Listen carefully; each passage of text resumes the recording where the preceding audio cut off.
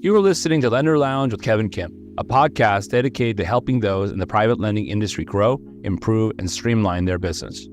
I'm Kevin Kim, partner at Gerasi LLP, the nation's largest private lending law firm. Join me as we chat with the best and brightest in private lending, who are eager to share their years of wisdom and best practices with lenders, borrowers, brokers, investors, and more. Subscribe to Lender Lounge on your favorite podcast platform and learn more about Gerasi and how we can work with you at gerasilawfirm.com. Check out the episode summary for other valuable resources. Hey everyone, welcome to a very special episode of Lender Lounge with yours truly, Kevin Kim. We are here on location in Los Angeles with two folks not from California. We are at a lovely hotel called the One West Hollywood in West Hollywood, celebrating Renovo's Top 100 or Top Gun event? Top Gun event. We have our two guests today. This is a special episode. I had the privilege to come down and shoot this episode today, so thank you guys for coming out. Thank you guys for letting us come down and shoot, and I'm really excited for you guys to join us today. Tell us who you are, tell our audience who you are, who you're with, and why we're all gathered here today. Paul Shaughnessy. I'm an originator at Renovo Financial, and we're here to celebrate our 2024 performances across our entire organization. And there's a lot of executives here, salespeople, marketing, everyone who really makes it happen. Kevin, thank you for coming. We're really excited to do a Lender Lounge live from a Renovo event. We're honored and proud that you came. This is the 5th Renovo Top Gun event that we've done. So Top Gun for us is our annual top performer event. Okay. So if you're an originator on the team and you do 50 million or more per year, then you're invited to Renovo Top Gun. 50 million a year. You have to do 50 million a year to be at Renovo Top Gun. Damn, that's impressive, my friend. That's impressive. So I'm guessing it's not just Paul here. Oh, we all know Paul. We all love Paul. Who else is here from the team? Got a lot of team members here today. So I'm not going to name names of all, but I believe there was 12 or 13 total people on the team that qualified this year. Wow. Yep. So this is the biggest Top Gun we've had yet. Wow. And we come here, first of all, we travel around every year. Every year we pick a cool place that we want to go. Typically it's a market that we're in. And we can spend, a day or two in the market that we're in and have a great time with the team. So it's a combination of a little bit of learning and a lot of fun. Right. And for those of our audience members that don't know, Renovo is famous for doing really, really cool things for their employees. We talked about this when you were on the show last time with Greg and Arixa, and this is a great opportunity for us to get deeper into this kind of culture building of Renovo. I'm just fascinated by it. I don't know many companies that invest this much into the happiness and reward of their people. So give us an idea, like big picture, for the entire year, what is Renovo doing when it comes to, I would say, kind of culture building and appreciating and rewarding its team members, internal events? Because I'm sure you guys spend a lot of time and energy externally. You come to our events, you go to all the different shows out there, but you guys seem to spend a lot of energy internally. And tell me more about that, and then we can expand on it. Yeah, and we also throw a lot of client events. Client events, which too. is a whole nother thing Paul's going to get into. Yeah. So, you look. First of all, when we started the company 15 years ago, and for us, the whole idea was we want to be at a company that we want to be at too, ourselves. Yeah. So we believe in people that can come to work every day, be happy, be excited, and build a career. Private money used to be hard money, and it used to be a kind of a under the radar, back alley kind of industry. And I think 15 years ago, we thought, hey, let's do this professionally. Right. Let's build a culture where people can come and grow personally, professionally, and build a career. So it's one thing to have fun, which we love having fun, but it's equally as much about investing in the growth of our team. We do a lot of we do a lot of personal development. Okay. Such as, give me an example. We do tons of coaching. Okay. Like we have a sales coaching company on retainer that we've had on retainer for many, many, many years, that the woman from the training company is kind of a part of our organization. I mean, she's been to a Top Gun event. She's been to a Top Gun event. She comes, and so that kind of coaching to our team. We talked this morning a little bit about one of the other leaders at the company, that we have a culture at Renovo of constantly learning. We've figured out that there's way more we don't know than we know. So if we're going to try to be good at this business, we got a lot of things we still got to work on knowing. So culture comes down to, in our opinion, of constantly learning, allowing our team to grow. And the other part of this is when you have amazing people on your team. Like I get the privilege to work with this guy every day. This guy wants to grow, right? So if we want to be a company that has people in it that want to grow, well, then we have to grow. Right. Or they're going to outgrow us, which would kind of stink because I don't like being alone. Happens a lot in our space. Happens a lot. Yeah. Executives outgrow the company. They go out and open their own shingle, or they join forces with a bigger shop, or whatever happens. Yep. You guys have been fortunate enough to bring on immense talent in the past few years, this man included. We were commiserating, we were talking about the old days when I first met this guy, when he was here in California. Many years ago. And got his start in the space. And I know several folks have joined the organization at Renovo.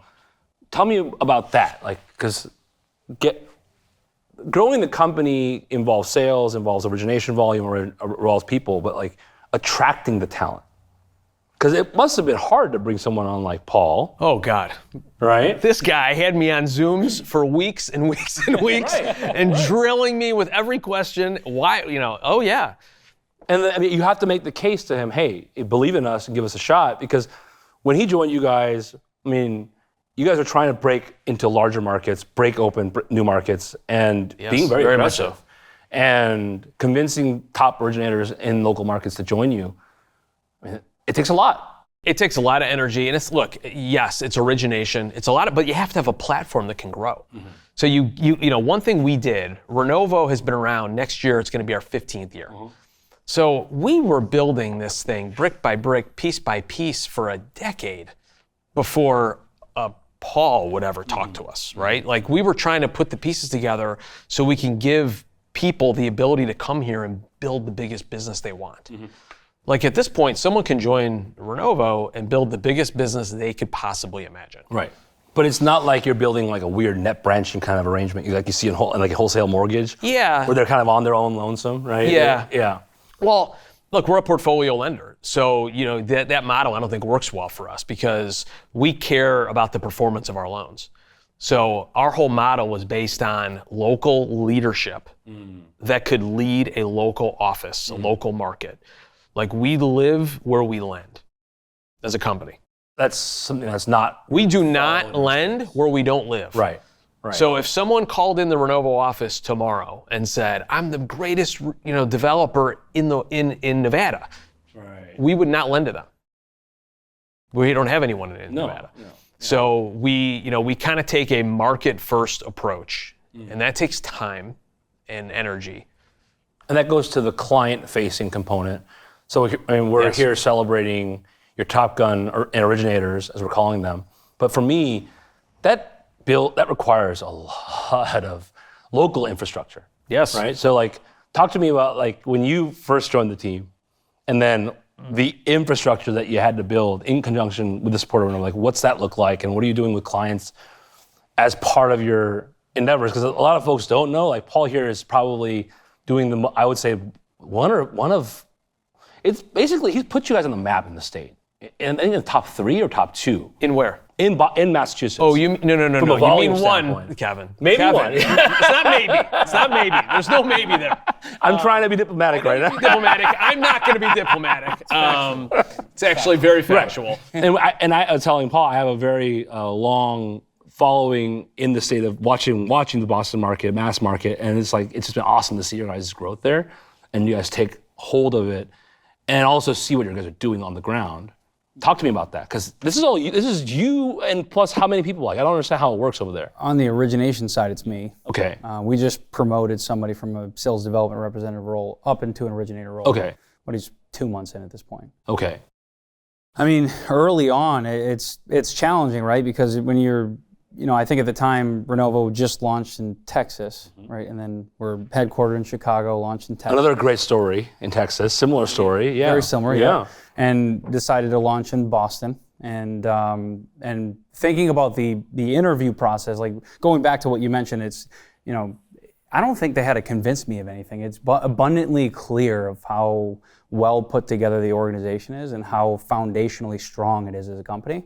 And the culture really, bleeds down from Kevin, Daniel, and the rest of the executive team to everyone. And it's just abundantly clear. So it wasn't really it was more of a, hey, I just want to make sure this is the right fit, because if I'm making a long-term decision, right? I'm not looking at it just for money. I want to build a long-term career, exactly what he alluded to earlier, right? And it was really important to me, and how thoughtful and patient Kevin was on these Zoom calls. I probably drilled him. He's not lying. I drilled him for about 150 questions, right? I had a long list of every questions. Day for like an hour, and then I'm like, all right, I gotta go. Can we do it again tomorrow? Tomorrow? And then tomorrow? Yeah. It was a long process, but I'm happy it worked out. But early on, I think we didn't really have any presence here. Yeah. And I say here in Boston, yeah. Right? And I took a lot of really I had just moved back at the time too from San Diego. I was living in California, so I moved back to Boston to build that business, and it was extremely trying and challenging because there's a lot. Boston is purely local, right? You have to be there if you want to really build a meaningful market share percentage overall, right? You have to be there. Otherwise, it's just not going to work.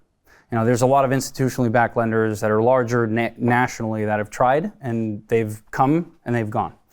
And so I think being local was one part of it, a big part of it, and I guess the other part is just effort, right? And believing in what you're growing. When you compare a Renovo against most institutionally backed lenders, they sell their loans to third parties, and they're required to service things through third party, and same thing with asset management and fund control, right?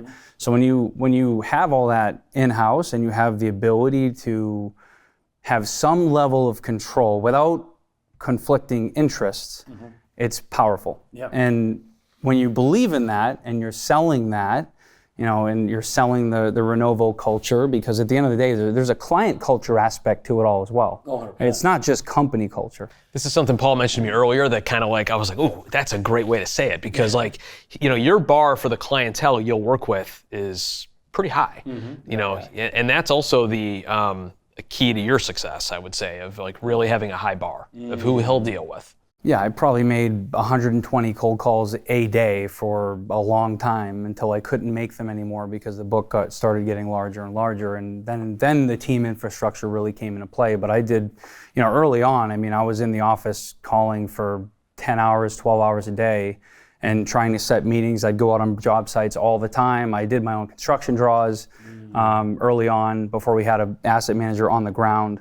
And, it was definitely a tough time, but we work through it and build the right relationships with the right people. And I think it's important in general, just from a relationship building aspect, to understand their story and really get a good feel for their background, so you can have an understanding of what makes them tick. Because if you don't really know that, then you can't really add tremendous amounts of value. Yeah, everybody wants to find good quality deals, but at the end of the day, they're building a specific business. You need to understand what makes them tick, understand what that business, why that business is being built. That way you can keep them on the right track. I have deep enough relationships with clients where I understand that at a very deep level, to where I can conversate with them and steer them in the right direction if they're going off path. And we're having a good conversation surrounding that. Why are you making consultant. this? Exactly. We take a consultative approach. It's very important in this business because most people have a deal-oriented, mindset, and they're looking at it like, I need to close this loan so I can make money. I'm like, I want relationships because money is a byproduct of the relationships. And if you just focus on that, the rest follows. It's not an issue. And I told Paul we were going to expand on this issue because we talked about this before when you were on the podcast. And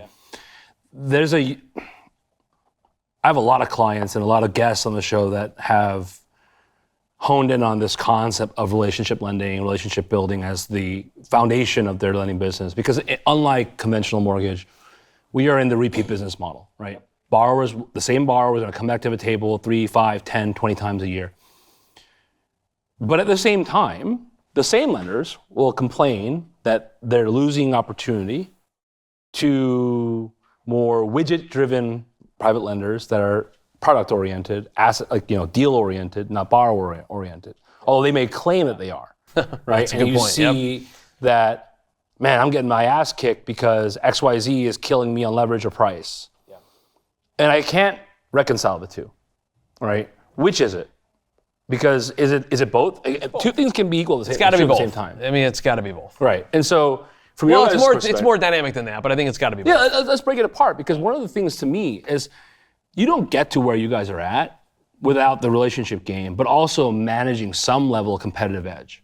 You have to. From a product standpoint. From a product standpoint. Your product has to be competitive. Yeah. It's the guys that fell by the wayside that were overly conservative and overly unflexible too. Right? And also the guys who chase risk. And they kind of thought the relationship was going to mean that borrower was going to just go along with their terms. Correct. Over relying on borrower loyalty. Correct. Right? And so how do we reconcile the two in the real world, right? How are we building those relationships that are so meaningful that it trumps price and leverage? Or does it matter? Expand on that. Yeah. Well, my point of view, we've been doing it long enough now that we've seen cycles. Yeah. And relationships and cycles have a little bit to do with each other, I think. Because, you want to have a great relationship. That's fundamental. Mm-hmm. But you also, as a borrower, they're not dumb. I mean, they're economically driven, and they need to make money. They're in a competitive business. Inventory's tight. They have to be competitive. So the way we think about it is, if we're in a market, when we're in a local market, we are there to be a number one or maybe number two player in the space. It really stinks. In Boston. It really stinks, doesn't it? But yeah, it does stink. I love it. But we're there to be a meaningful player in that market. Right. So what we are constantly doing, there's a couple people on our team that they spend their entire day analyzing the competitive product set in that local market. Like, we're looking at, let's not use Boston because let's just use another market. Let's just say Charlotte. So, we are looking at that Charlotte market all the time, and we're looking at what is the competitive set there. And it's more dynamic because now we have a lot of products in the industry. So you have to look at what's the fix and flip doing, what's ground up single asset doing, what is DSCR doing, what's multifamily doing, and what are the competitors in that market doing, where do we need to be, and then the relationship should be icing on the cake, kind of. Okay. I think you have to do both. Now, the reason I said before about the cyclicality is because, look, the tide does go out, right? And when that happens, relationships do really, really matter. Oh, yeah. Because we know which borrowers left us for 20 bips. We know who they are, and it's fine. We get it. Are we going to answer their call right away when the tide goes out? Probably not. Are we going to answer the call for the borrower who didn't beat us up over every nickel and dime? Right. And by the way, then we're not going to beat them up over every nickel and dime the other way. Right. The pendulum swings both ways. You do right by me, we'll do right by you. Ish, right? I'm not asking you to stay. Not asking you to pay us hundreds of basis points more. We're not asking for that. But don't nickel and dime us on the way down, or on the way up. Maybe call someone else. We call it reverse recruiting. Go over there. And how are you? What are you doing specifically on the ground? Because we talk about. I hear this from I guess you can call them chief loan officers or head of credit on this issue of relationship management, relationship building. But they never really get granular on it. Like, we got granular last time on what you guys are doing internally to build that culture of accountability and culture of customer service. And I think a lot of folks really learned a lot from it. I learned firsthand. Clients told me, man, that's a really great idea. We started doing it. Okay. But on this customer-facing component, everyone has these different ideas. And we struggle with this all the time. Like, how are we going to make sure that we're out there in front of them, but also taking care of the ones that matter the most, through ups and downs. So we were kind of briefly talking about this. You're giving me some things that you do. Give me some granular stuff. Like, what are you doing to really make that meaningful difference for your relationships?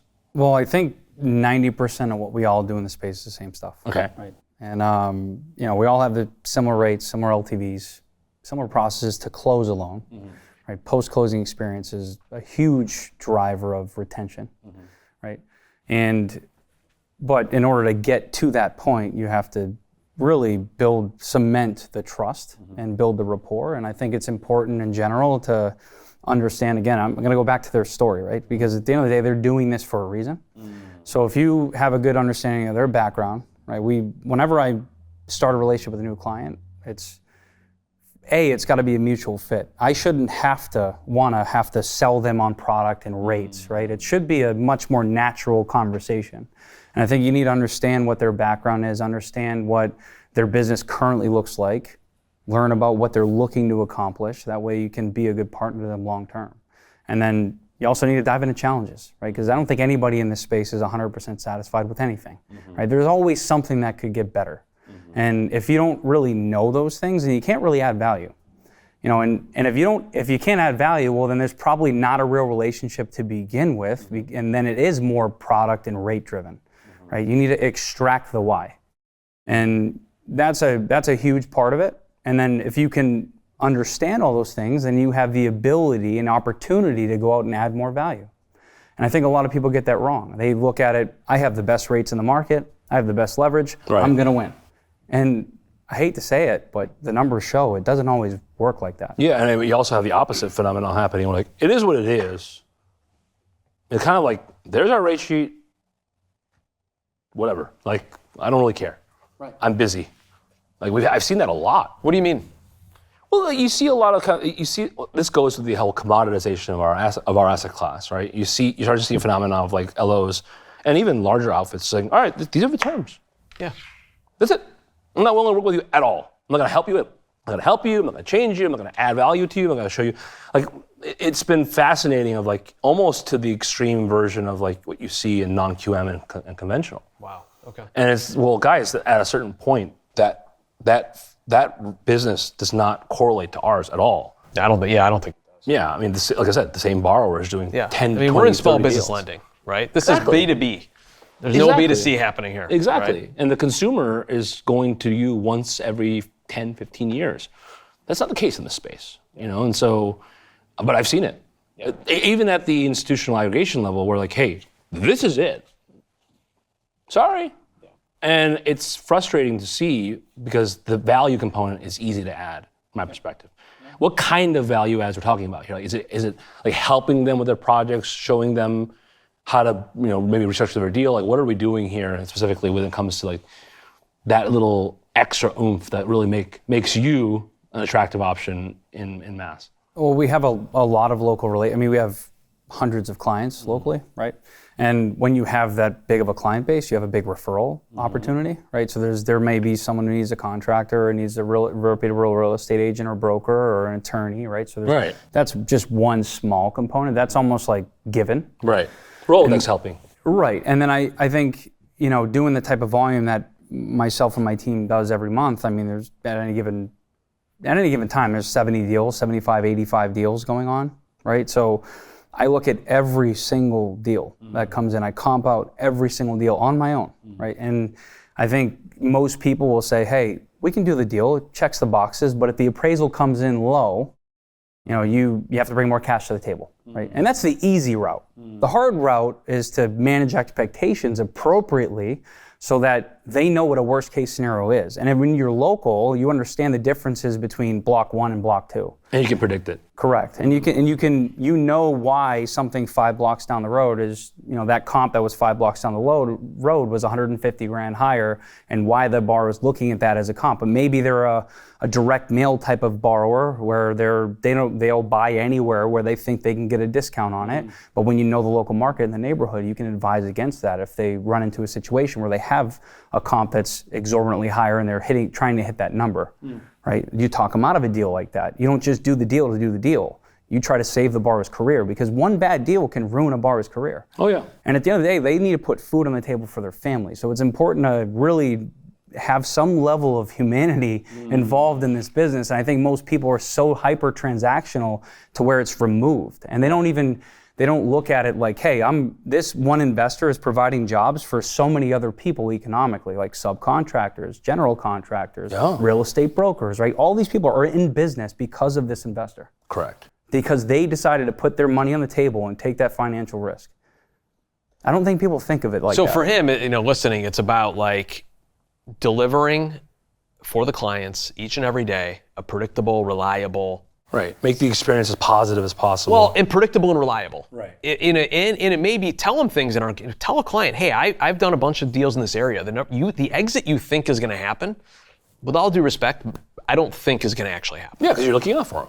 Because you're looking out for the client, right? It's not all about trying to put another deal on the board, because there's plenty of opportunity as a lender to lend a client into a bad situation. That is not hard to do. That's pretty easy to do.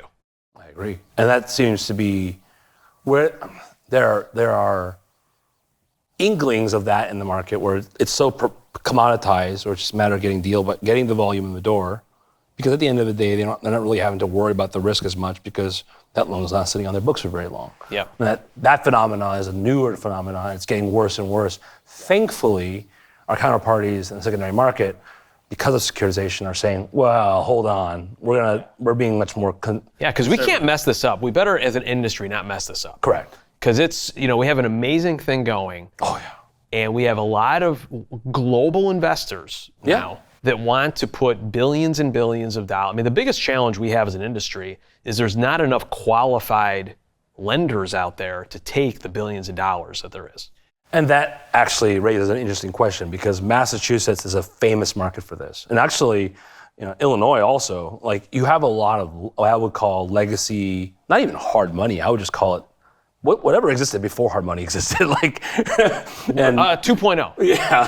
I think we're in 3.0 right now. I think that was a 2.0 maybe vintage. 1.5, baby. Fine, 1.5 vintage. Some of the old school guys that have been doing it for, nigh 30, 40 years, and you can call them cowboys, you can call them legacy, you can call them whatever you want, and these guys create a different dynamic in your market.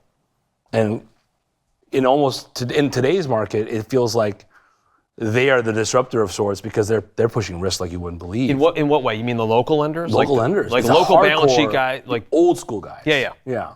The old school hard money guys that will push leverage that beyond what any institutional shop will do, and their rationale is, basically cash for keys, right? And you see a lot of that still in the market, and reconciling that with what we're trying to achieve and what you guys are doing. Yeah. And there are a lot of shops that look like you guys that are really trying to build a much more. Sorry. I love it. No, that's great. That's very humble. No, that's great. No, but when I say like companies that really are looking inwards and also doing what's right for the industry and building strong teams, but then there's also this subset of the market. We were talking about this, especially in Massachusetts. Right. There are just some legacy characters out there that are really aggressive, hyper aggressive, don't do things the right way by any stretch of the imagination. And what are you guys? Because now you're in multiple markets. Like, what do you guys? Texas also has the same problem. Yeah, no, we're in 25 major cities. Yeah. So today we have boots on the ground. We have people in 25 major cities today. Right. And some of these markets, I mean, man, the legacy. What are you saying? You're saying the risks of competing with that local. Or what are you guys how do you guys reconcile just operating your businesses in those markets when you have companies like that? And is it just we don't do that kind of stuff and just? Well, we're trying to take a really long-term perspective. Like as I said before, like the tide goes in, the tide comes out, rates go up, rates come down. Securitization market's open, it's closed, like stuff happens. Yeah. And I think at the end of the day, we're trying to remain fairly consistent. And our delinquency rate has been, very good for a very, very, very long time. And we stress about that every single day, even though it's, and it's, you can't, I don't think you can be in this business with big losses, right? And that's the fear for the industry, is that if this industry starts to have big losses, some of these big investors might go look elsewhere, and that would be a terrible outcome. We're starting to see inklings of it too, like really bad cases in our industry happen. We heard of 2 cases recently of former principals in our space getting arrested. I mean, oh wow, yeah, and I'll tell you more about it after. Offline. All right, I'll talk about that later. But it's really scary about how much, I would call it, cowboy action is out there. Yeah, I mean, the broader private credit market, which is what we're a part of, is a really great institutionally run industry, right? I mean, we are a tiny little nugget of this now. Subset, small. But I think if we can all think about that world and don't worry about the underworld that we're referring to, like the hard money guys, you know, I don't know what to say about them, to be honest. Yeah. But because I think in markets that, like, where do you see them mostly? Where do you see those kind of They're lenders? all over. I mean, California is famous for it too. So it's not like, you know, we're a hyper-regulated market here in California, but you still see folks. Still see them. They're licensed, but that's just really as far as. Well, I think that comes down to what Paul was saying. You got to decide as a company, what is your borrower culture? Yeah. You know, we don't want to lend just anybody. Like the story that we tell sometimes is if a borrower calls the office and goes, "What's your rates?" Yeah. They're not going to get an answer. Well, let's get deeper on that. Like, what is the borrower qualification process look like, and who is your average borrower? And let's look at Mass. Because Sure. Yeah, Mass is an interesting market because I see the volume. It's very interesting, yeah. And I see there are large deals getting done by professional, very professional, institutional grade developers that used to borrow from banks. But then you also have this large swath of the market that's like super hardcore, old school, hard money type borrowers. You know, they're speculators at best.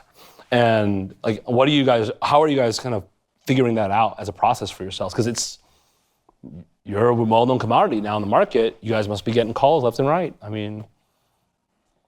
Well, I think it's one thing to measure financials. It's probably an easy thing to do. So they're resistant to providing that. It's probably not. It's a no-go for you.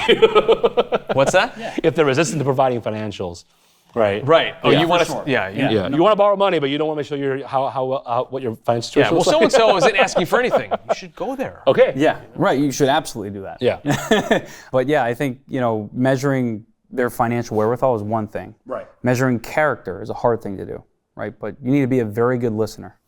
You know, there's certain keywords that people will say or do, or then you know that may rub you the wrong way, and you're just flat out kind of not interested. You know, and But now you guys can do that. But when you were hustling, we've always always done that. So even Okay. going even back, when I was hustling. what this isn't a new thing, because you know our belief is whatever got you successful, you should probably keep doing that, right?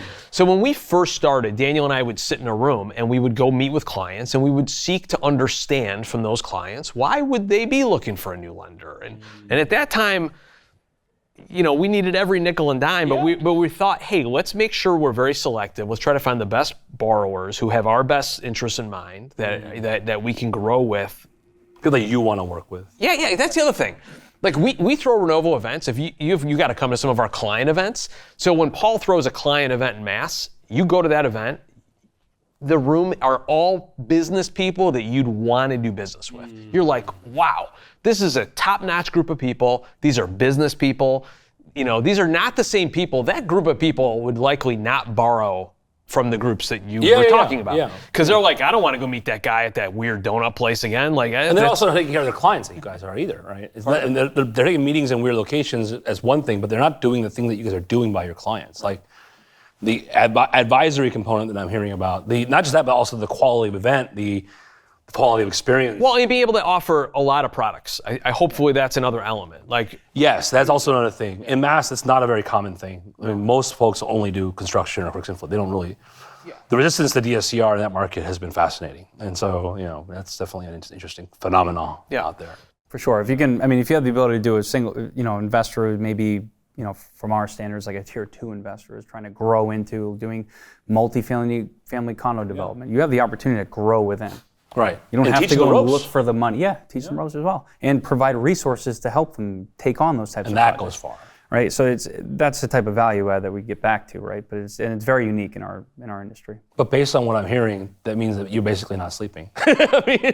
No, I have a great team. Yeah. We're 13 strong now. And, Okay. we just doubled down on the support staff just because of the amount of units that we're doing. But yeah, I'm behind my desk probably 90% of the time. got new office space in Boston. It's really You nice. have a new office, great. Got new beautiful office space. Oh yeah, I like it. Just finished up renovation. That's awesome. Now, it's very true. You guys have jumped into the markets that you're in with a specific intention. You're not doing the whole, hey, why cast that, kind of thing.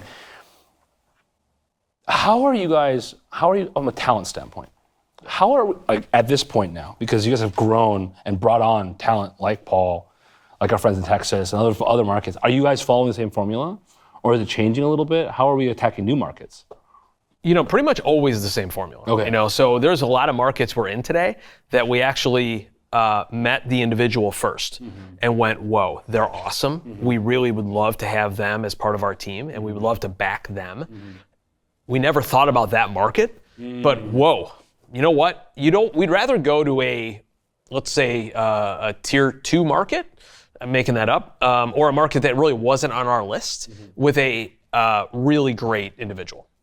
And that formula's worked for us. So we found great people in some markets we weren't going to go. Now there's some markets we really want to be in. And the funny thing is when we try to force it, it doesn't work.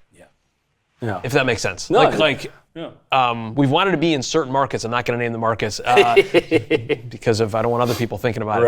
Right. But there's some markets we really want to be in. And honestly, when we try to force it, it doesn't work.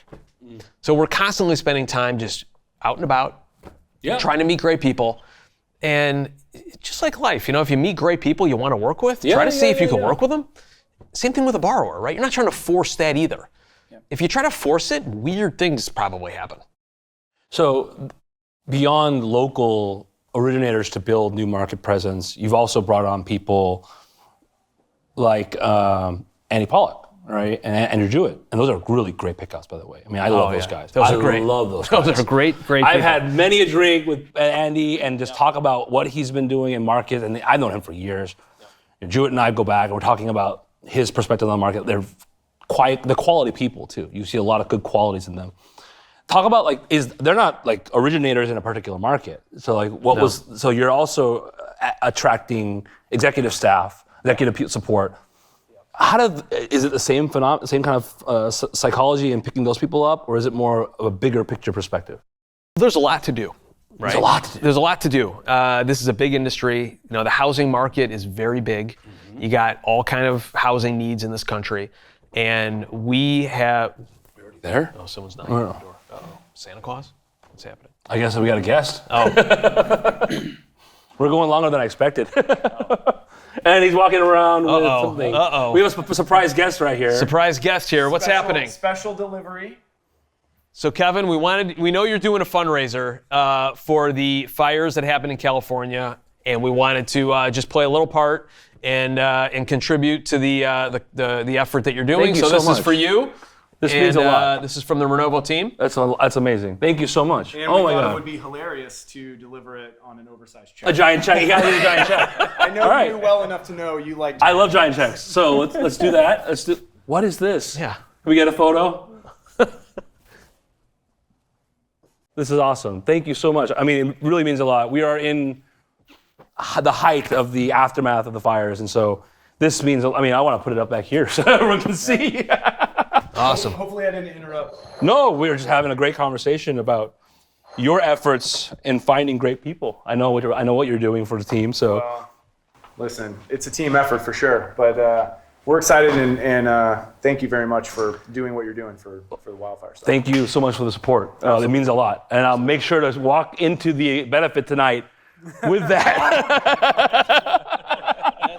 All right, I'll let you guys get back to it. Okay. Should we keep going? Let's keep going. Okay, cool. I mean, we're really having fun with this one, I think. So That's great. yeah, those. So there's a lot to do, and the thought is that yes, I mean obviously we need local leadership that can build local lending offices and local teams, and there's origination to do. There is loan servicing to do. There's marketing to do. There's data analytics. There's capital markets. There's finance, accounting, HR. Like, wow. Yeah. Right. And really, it does come back to that unique talent and amazing people. And if you can really find unique talent and amazing people that get along, you're kind of supposed to get them on the team. And California for us in particular is a market that we're barely in today. Okay, but we are have a very large mission now to be in California in a very meaningful way. We entered slowly about 4 years ago in San Diego. And we were active in San Diego the last couple of years, so we've made maybe about $500 million worth of loans in the San Diego market over the last 4 years. And we decided that, California is such a gigantic market, right? It's like its own country. I mean, each area, right? It's like comparatively, it's. So we think there's 8 markets in California. Right. So in our mind, it's like 8 of our other markets, in one. So when the opportunity came up to work with Andy for example, Pollock, it was kind of like a no-brainer. Like, wait a second, this is a seasoned executive. He knows California like the back of his hand. Who knows California so like the well. back of his hand, and he's a driven, successful, wonderful guy. So when the opportunity came up, him and I actually met at a conference, and we kind of hit it off. And we went and had breakfast, and we're two lone guys just talking shop, and we just can talk shop all day long.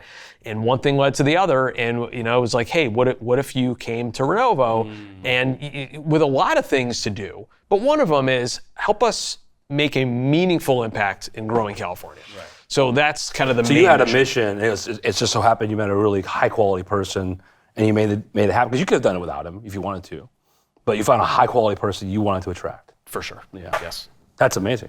And at the conferences too, that's great. And I will say, it was at your conference. Hey! It was at your conference. Oh, hey. Shout out to Ruby. It was at your conference. Shout out, Ruby. It was at your conference. And great things happen at the conferences. Everyone should go and meet and build quality relationships and get to know each other. So, let's get a big picture now. Renovo is how many people now? 200. It's about 250 team members today. Wow. 250.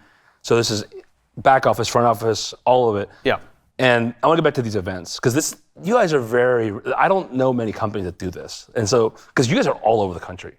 25 cities, Yeah. And they're local. We're local. Like, you don't have folks in Illinois working in Texas or in Mass. No. Yeah. So why would they? Right. And so, not only the effort it takes to throw an event like this, and this is a smaller event for you guys, right? Which one?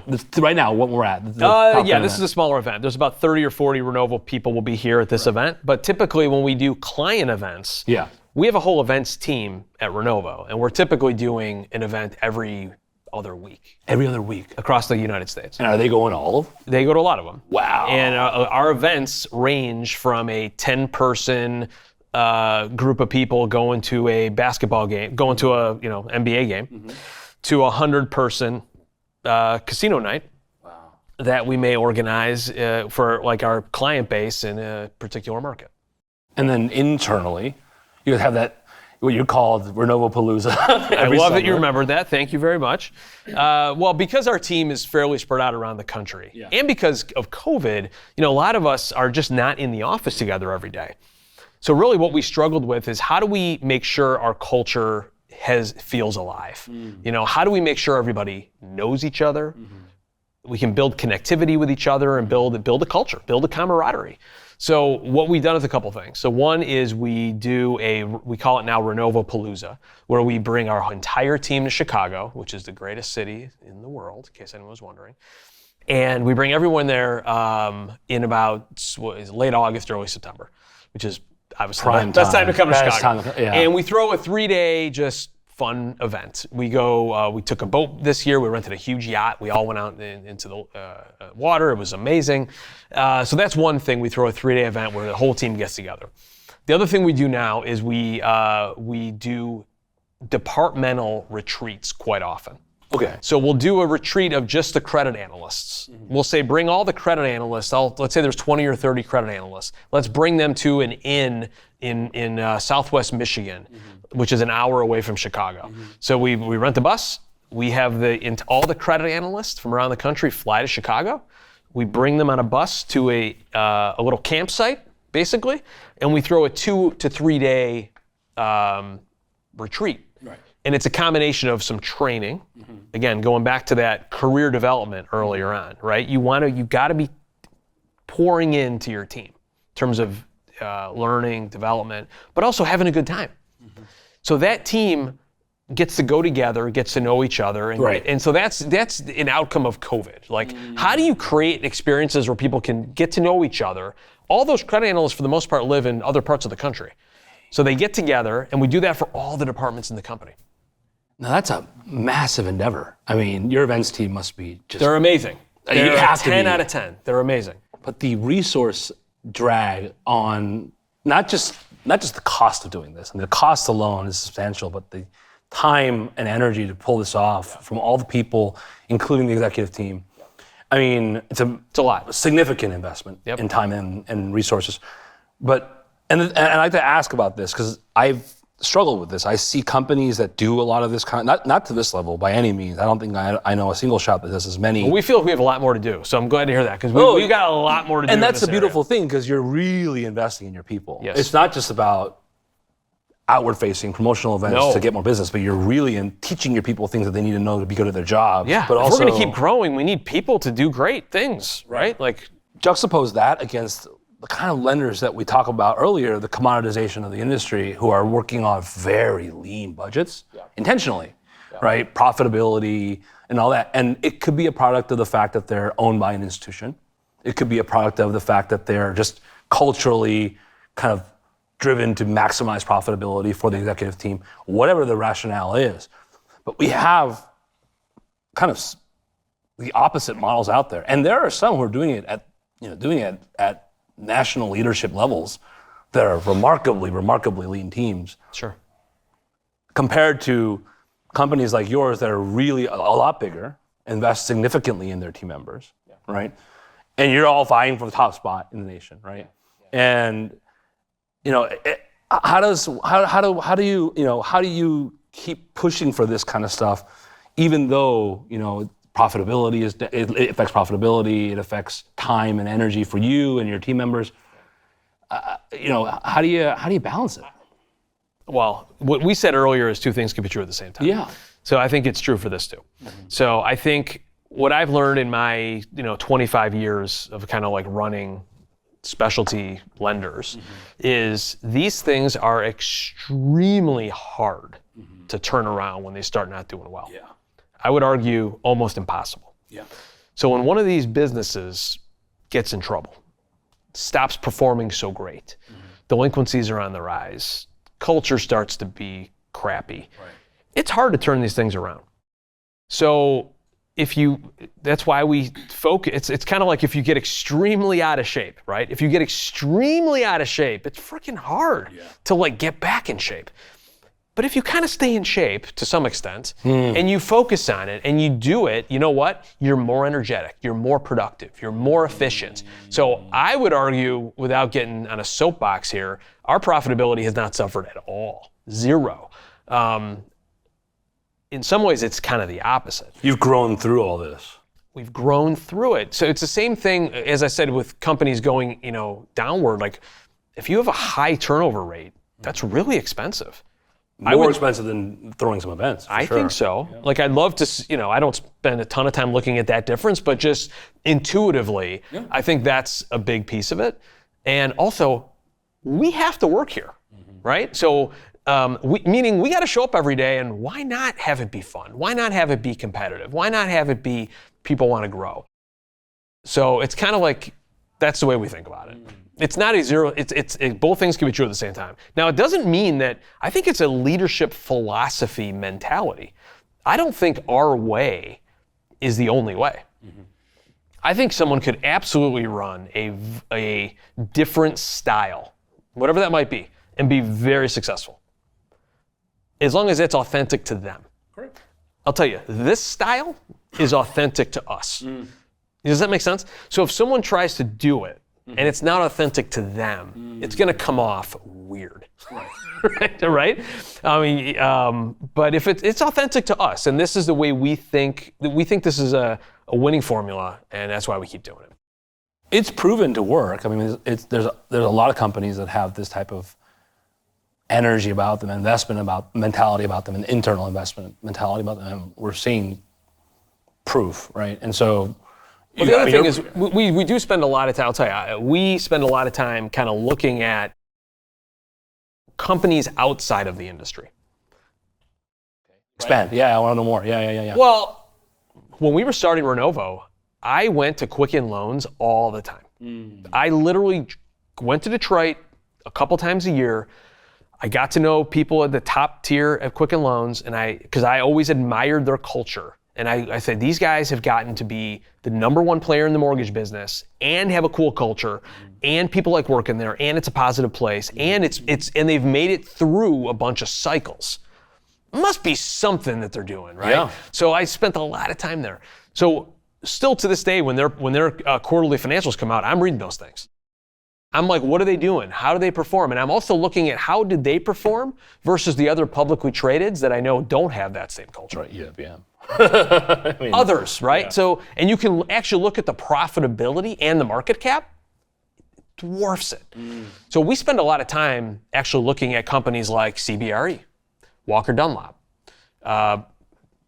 I'll use those for example. Great examples. In commercial real estate. So we start thinking about how do we be more like that, right? How do we be more Walker Dunlop, CBRE, others? Yeah, and a lot of folks haven't really thought about, because they know CBRE on the brokerage side, they haven't thought about their internal culture, which is quite impressive. They've invested, and Walker's even more impressive. And if you look at just their profitability and their earnings, their market cap, and their longevity. So when Walker Dunlop went public, they were a fraction of the size of Renovo today when they IPO'd. Right, that's true. They were. So, our industry has such potential. I kind of all got to think big and just. So let me ask you this, because this is coming from the CEO, right? Now you're one of the top guns. You're doing amazing, and congratulations, by the way. I mean, we've known each other for a while now. I've seen your success over here, and also like transforming the Massachusetts market for Renovo. Amazing efforts. But as a team member, right? How much of this is okay, or is it all real? Because I'm going. Should I leave for this? You should, because I'm going to say exactly what I'm going to say right now. Yeah, while you're here, I hear this a lot, and I see it, but I've always wondered what people in his position think. I embody the culture that Kevin bleeds. So what about it makes you embody it? The patience, the thoughtfulness. I don't think he's ever blatantly turned down any sort of idea, no matter how outlandish it's ever been, because he cares deeply about his business and the evolution of the business. And I think most leaders would, nope, we need to stay on track, and this is what it is, right? But if there's an idea that he feels will work within, he's going to do whatever he can to make sure that it improves the company. So it goes back to kind of like the maximizing profitability conversation. I'd venture out to say that most of those people are very closed-minded. They're focused on one thing. It's not, the 1,000 details that makes Renovo great. And I think that's very rare in any company. Never mind just our industry. The dynamism of the market, it's a very dynamic market. Yeah, and it's real. Everything it is, it's all real, right? I definitely wouldn't be sitting here talking to you today as confidently as I am if it wasn't. And that's why I was so excited that you were joining us today, because you get to see it on both sides of the coin. Because on the show, it's almost always the CEO, and I always want to make sure that I don't know, right? Because I've heard some things, So you guys, I haven't heard much, but I just always want to make sure. I'm sure you've heard some stuff. Everyone's got their stuff, so we got stuff out there. I'm sure you do. You have haters. Everyone's got haters. Yeah. But at the end of the day, you see success, and you always wonder how much of it is the culture, the client facing, value, all that stuff we talked about today, but also, and I like to ask you this: what about Paul and your other top guns that it factor, that extra 1% that's really making it work for you guys in your local markets? Because it's fascinating how. Well, you mentioned early on about convincing people to join. Yeah. And yes, there is an absolute commitment that we want to bring people onto the team. But it's a high selection process. I'm sure. This is not a place for everybody. If you want to work a little bit, and let's say work part-time-ish, and you want to not really care necessarily about the performance of your loans after you make the loan. If you want that, which is okay, because there's a lot of shops that don't care at all what happens once the loan's originated, you will hate working at Renovo. And that goes to that level of accountability you guys have, that survey you guys send out. Yeah, the Net Promoter Score survey. On everything. Well, which goes out to every client. Everybody, right? Which then gets emailed to every Renovo employee all day. Part. Everyone sees it, right? Everyone sees it all day long. And there's an accountability. If you're a team member at Renovo and you log into our dashboard, which everyone does every morning, you will see all the offices are on there. Meaning you'll see the performance of all 25 offices, including down to the delinquency rates of every one of those offices. So if you're running an office and your delinquency rate is high, you feel hopefully like shit. You take it personal. Well, you should. Yeah. But if you're someone that doesn't want that, you shouldn't be here. You know? It's not a lifestyle firm. This is not a lifestyle. This is, well, it is a lifestyle. No, when I say lifestyle firm, like it's like one of those. It's a law firm thing. Like we say, like lifestyle law firms are like it's 9 to 5. No, I agree with you. I know what you mean. Yeah. This is not a lifestyle business. Yeah. This is hopefully a sport. I love it. In a professional sport that is in it to win it. Right. We are not in this to not win. We are in this to absolutely win, and hopefully win for 20 to 30 years. Right. Is the goal. So you need that level of hunger and that level of drive. Yeah. And there's a little saying we use: humble, hungry, and smart. Right. And that's describes Paul. What book is that from? It's like the interviewing book, right? I think I read that book before. Who? I actually didn't know it came from a book. Is that right? I didn't even know read that. it too, because we're learning how to interview people, and that is, if you distill that book down, those are the 3 characteristics that you're looking for Correct. in a top quality candidate. Like, Yes. That's all I care about. You know, people ask me about Paul all the time because he's sets records and he's very known in the industry. And people do ask me about, like, hey, what makes him? Paul is one of the smartest people I know. Absolutely one of the hardest working people I've ever met. Is humble as could be, and has the rare combination of the most drive you've ever seen and the most detail-oriented you've ever seen. Very hard to achieve. Which is hard to be him, right? Because those are very conflicting. Oh my goodness. Those are very conflicting, skill sets. But Paul has both of those skill sets, and I would argue that that's what makes him extremely successful. And I think he's just getting started. Like, Paul's future is way bigger than where he's at today and where he's been. And I think those characteristics of him and more, but to me, those are the ones I think. Attracting, we talked about. Last question about this, I want to ask about retaining them now. Because this is, once you build this kind of top caliber list of people, it is challenging to keep them. We have handcuffs that we have. Ball and chain. We have balls and chains. You can't see it because it's under here. We got them. Yeah. Remember A Bronx Tale? Oh, yeah. Locks the door. Oh, yeah. Now you can't leave. Proximity alarms. Yep. Electric collars. All That's that. a great question. Look, that's a great question, and that's. It's hard. There's no easy question. It's hard. Everything worth doing is hard. Of course. Right. So we as a company, I think about this like I have to earn every single day the right for these people to want to be on this team. We have to earn that every single day. We have to earn that by being competitive. We have to earn that by being by listening and understanding what we are doing right or wrong. We've grown a lot over the last couple of years, and we've had our own growing pains. There's certain parts of the company, let's say, that are maybe grew a lot, and service slipped a little bit, or it was just natural. Yeah.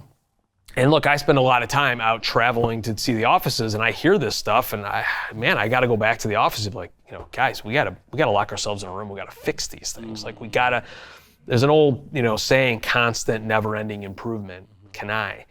And I think it's the company's responsibility to earn every day the loyalty, hopefully, and have a platform where the future is bright. I mean, I think that's a lot of what it comes down to, right? I mean, the future, if you have A players on your team, these darn people want bright futures. Yeah. It's amazing, They're not taking the line down. They shouldn't, right? And if you want to have, it's like any sport, if you want to have a winning team, the future has to be bright, and it's hard work. Hopefully we got to earn it every day. This is the way we think about it. And now that you have a team underneath you, like, is it like one of the questions that I've always had is like, it's challenging enough as a leader to do that at your kind of ring, but to distill that down to middle management is quite challenging. And like, how are you doing, like, distilling these types of characteristics of the company into your daily life with your clients, with your team members? I mean, I've learned a lot over the years, and I take everything I've learned and instill it to the team. So there's not, like he said, you do everything as if it works, you keep doing it. And I've absorbed a lot of things that I've learned over the years, and I just implement those things on a daily basis. It's challenging. Yeah. Because when you're doing 45 or 50 deals a month, I'm still I'm still in most of them. Yeah. Right. I mean, I would say a lot of the stuff's off my plate as far as processing and, I mean, typical appraisal ordering, title, insurance, things like that. But, I'm still very much in the weeds on a lot of things, and I oversee everything. And we have pipeline meetings 3 times a week where we dive into things. They're very densely run meetings where they go an hour, sometimes hour and a half, every other day. Mm-hmm. So it's a lot of work, and you need to help the people, I would say, on the team embody that as well and implement those things in their businesses, because ideally, like, these things the businesses just keep growing. So they get wider and they get, they elevate, right? And that's kind of what you want, but it's a challenging thing to do. It's not easy. Yeah. The culture in general, right? It's you talk about lifestyle and these are kind of businesses within a big business, right? Some business unit is its own business. Yeah. Its own P&L. Right. Last year, our team, we did, just under 500 loans for $365 million, so $1 million a day. That's what we funded, which was great. And it's very challenging because then you have, other originators that I'm responsible for that also have their own business. Mm-hmm. And I mean, yeah, it's a lot of work. Lots to do. So last question for the show. We just started 2025. What a year so far, by the way. It's been a crazy year so far. We're heading into March. Q1's almost over. What does the rest of the year look like for you guys? What's moving your guys' needle for this year? We're fired up. Our team, I would say more of the same. I mean, our team is firing, knock on wood, on pretty much all cylinders. Our plan is to grow hopefully somewhere between 25 and 40% this year, I would say. That's our goal. I like it. Last year we grew 45%. Whoa! So we're hoping to, this year we're kind of looking like that 25 to 40 again. Okay. 45 for real, but I'm not going to say it. Yeah. We're just going to do it. And then there's new geographies like California is, as I mentioned with Andy, is a very critical office. But there's a lot of offices that we're in. There's a lot of markets we're in that there's plenty to do. Our product suite continues to kind of grow. There's ground up construction happening. There's a lot of housing needs in this country, and so we feel there's a lot of growth to still do.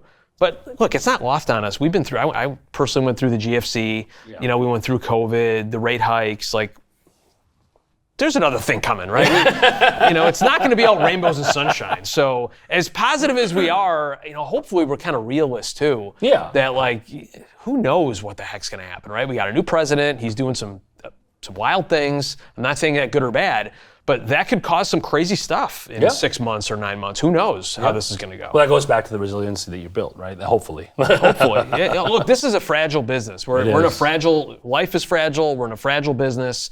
And, but that's why we like it. How about anything to expand on for your local business in Mass? Yeah, we just want to go a lot deeper than we have right now. And, if you look at the Forecasta data, I think we're the number one lender, but we have 8% market share. There's 92% left, right? And that goes back to what he said, we can do a lot more in our local markets that we're already in. So that's a huge focus, is to continue to build the team locally.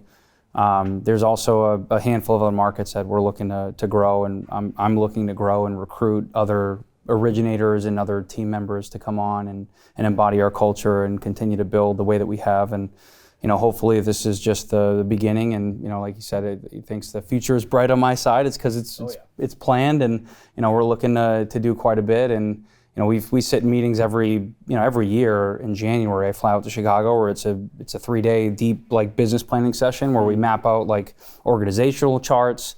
We're going deeper on our goals and how to hit those things, and putting action plans in place to ensure that we hit those things.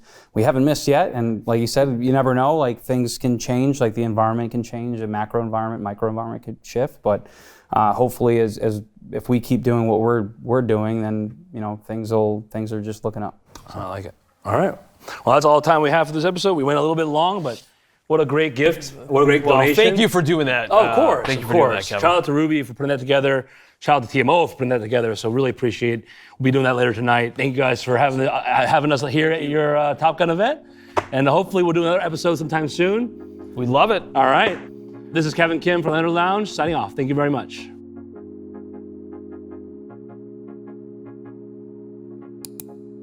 You've been listening to Lender Lounge with Kevin Kim, brought to you by Gerasi LLP, the nation's largest private lending law firm. Gerasi is the leading legal resource for specialty lenders, asset-based lenders, private lenders, and non-bank institutions. Learn more about the firm at gerasilawfirm.com. That's GERACI lawfirm.com. Check out our episode summary to subscribe to our Lender Lounge newsletter and our law firm newsletter, where you can get notified about new episodes and recent content directly from our expert attorneys. In addition, we'd love if you follow Lender Lounge with Kevin Kim on YouTube, your favorite podcast platform, and on LinkedIn, where you can also check out updates from Gerasi LLP. Thanks for listening, and we'll see you next time on Lender Lounge with Kevin Kim. This is Kevin Kim, signing off.